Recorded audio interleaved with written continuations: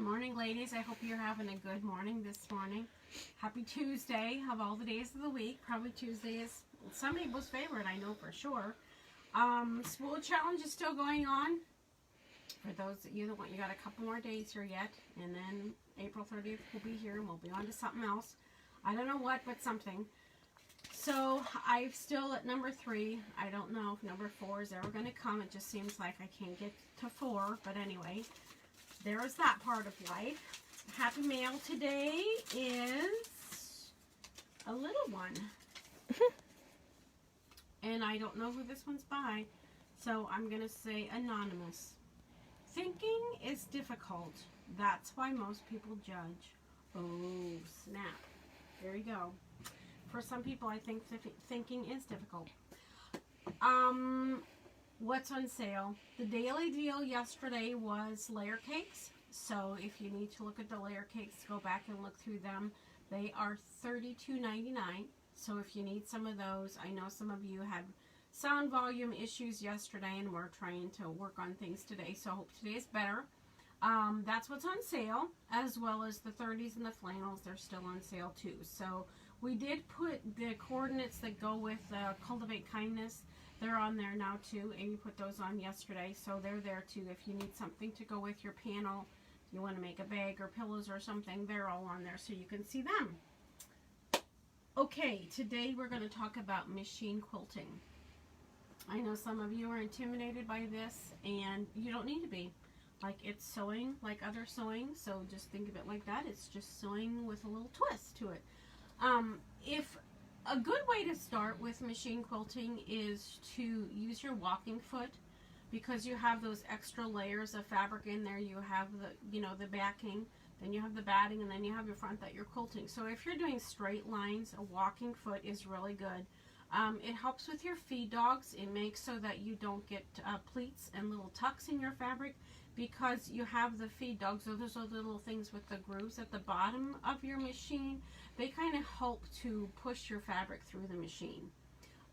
So what the walking foot does is, not only do you have feed dogs at the bottom of your machine, but the walking foot also has feed dogs at the top. So it pretty much like clamps the fabric and moves it along, and it goes back. It's the next piece and clamps it and moves it forward. So it's kind of like a big old alligator clamping on your fabric and scooching it along. So you can just think about crocodile in there.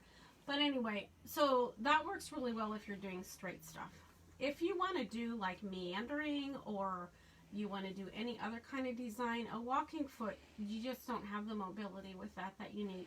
So a couple things that helped me. There's 4 things that I do that really help me, and some of them you might have to laugh at, but it's okay. It's, we all have our tricks to get us through things. So the first thing I would say to do is, your machine needs to be capable of certain things, and not every machine is. I had an old machine that you couldn't put the feed dogs down. The ones I have now, they all can, and they're not super duper woo-woo machines. They're just, pretty basic. So you're going to want to figure out how to get rid of the feed dogs at the bottom, because you want to be able to have the fabric just floating on your machine like that. Just think of it as a cloud on your machine, and you're one of the Sherman Angels, or whatever, one of those, whichever toilet paper had the angels, you're going to be one of them now.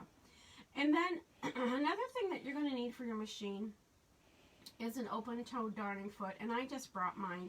Some of them actually have like a little circle in here instead of like mine kind of has like a little slit. But whatever that is, you're going to want to put that on your machine. It's going to open up, and it's a foot that you can really see what you're doing, and you're going to want that. You don't want the metal, like the little fork feet on your machine, because you really want to be able to see where your needle is and what your needle is doing. So get yourself an open-toed darning foot. A lot of machines come with this. This is one of the feet that's pretty typical to have.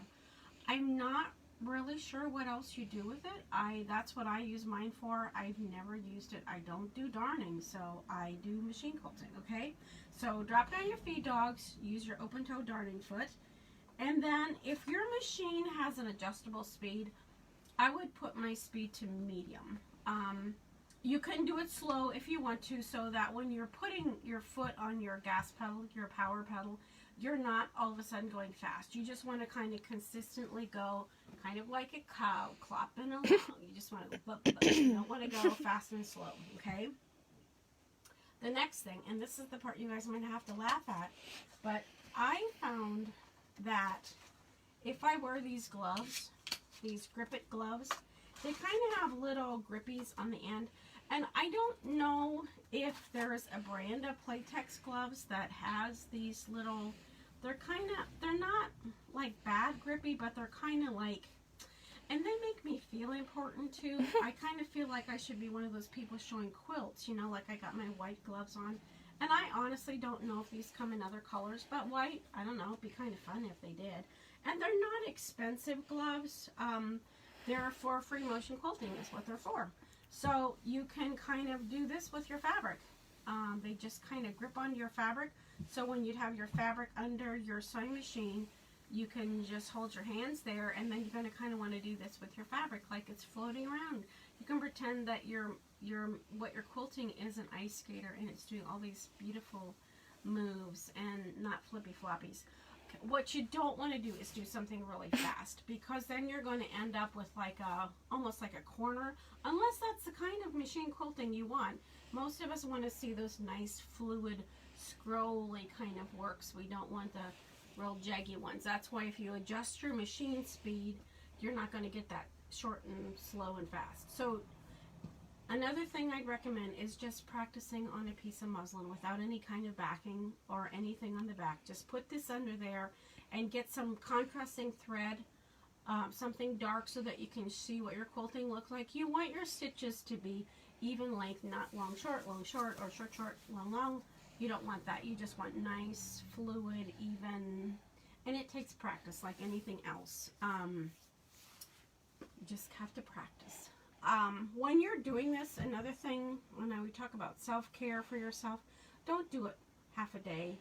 If you're using a regular sewing machine to do your quilting, put your needle down in your work and then go, like maybe do it for 20 minutes and then go walk away. Go have a cup of coffee, eat a piece of chocolate, and then come back and do it another 20 minutes. You might have to set a timer or something if you don't have a way to keep track of time, because sometimes it gets away from us. But for your shoulders and your neck, you can get kind of tense. I can get kind of tense if I do this and I'm not really relaxed, and then I can end up with a sore neck or sore shoulders the next day, and it's just not worth it. Like, you want to be relaxed and having fun when you do this, so take care of yourself and do those good things. Somebody asked me if we were going to do videos once the store is open. We kind of talked about it, and we thought maybe once a week we would show you the new stuff that came in and maybe some tip or trick like that. So, but probably not every day, because you don't want to hear me every day. So anyway, I hope you guys are having good days. Today I am going to finish cleaning up my mom's.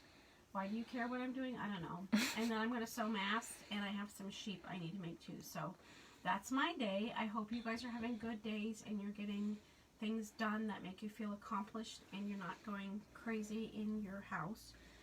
We got a little stir crazy yesterday, and someone had a mini meltdown, but we're all better now. So here we are. So we're on to page 2 or page 95, wherever you're at in life. So have a good day, and I hope you guys stay safe. Oh, I got a finger up. Something else. Just like about the store, we don't know yet. Just tell me. The store. When will the store open? I know one of you said we can open it May 12th. And when we know exactly what we're going to do, I promise you guys will be the first ones to know. Maybe Karen can talk about that on Thursday with you a little bit, so you can know what's going on and what we have planned. We are talking about what we want to do. It's not like we have no clue. It's just we're trying to nail down all the dates and some of that stuff with the who's, the what's, the whens, and the whys, and all that stuff. So when we can, we will. I know some people are opening this Saturday in Berlin. Friday in Berlin. We will not be one of those people. So, but I know that there's some that are, and that's for them to do. So, but we will not. So I can tell you that. We will be back in the store on Thursday from 10 to 1. So if you have anything that you want to ask us, specifically, we'll answer the phone. I know retreat has been rescheduled for June, and we're just kind of taking it one day at a time to see how things are and how they shape up, and we just go from there. So have patience with us, because however much you know, we probably know a little bit less. So there you go. You probably know way more than we do. So I hope that you guys will try machine quilting. Give it a go.